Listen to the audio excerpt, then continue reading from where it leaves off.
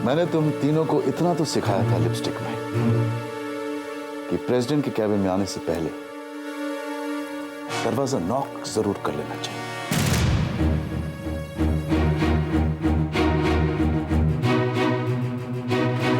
तुम ये क्या कह रहे हो जगन?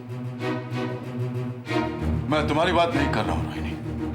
तुम अंदर आ सकती हो, जिस तरह तुम तब आया करती थी जब विजय सिंघानिया इस कुर्सी पर बैठा करते थे। मैं तुमसे यही पूछ रही हूँ कि तुम इस कुर्सी पर क्यों बैठे हो? कमाल करती हो रोहिणी। दर्पण का मालिक प्रेसिडेंट की कुर्सी पर नहीं बैठेगा तो और कहां बैठेगा? मालिक?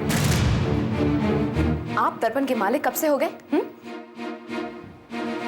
दर्पण की मालिक मेरी बहू है, सुनीति सिंघानिया। नहीं रोहिणी,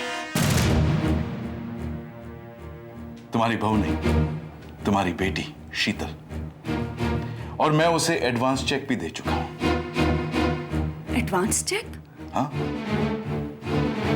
खरीद जो लिया है मैंने, विजय सिंघानिया का दर्पण। विजय सिंघानिया का दर्पण बेचने का हक सिर्फ रोहिणी सिंघानिया को है, और वो ऐसा कभी नहीं चाहेंगी। मिस्टर रवि भटनागर, तुम्हें यह बात सुनकर और भी हैरानी होगी कि रोहिणी सिंघानिया ऐसा कर चुकी हैं।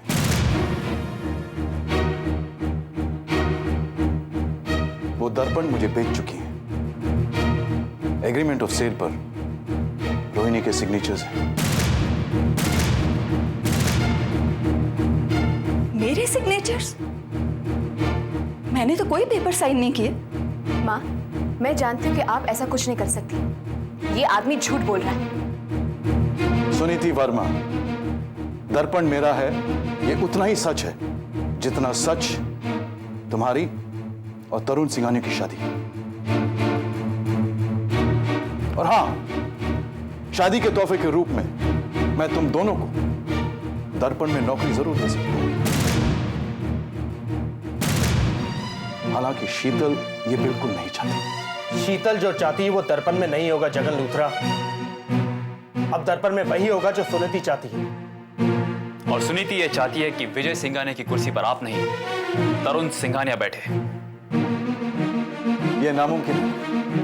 ये मुमकिन है जगन, और ऐसा ही होगा। जिन पेपर्स की तुम बात कर रहे हो ना, उन पर मैंने सिग्नेचर्स किए ही नहीं।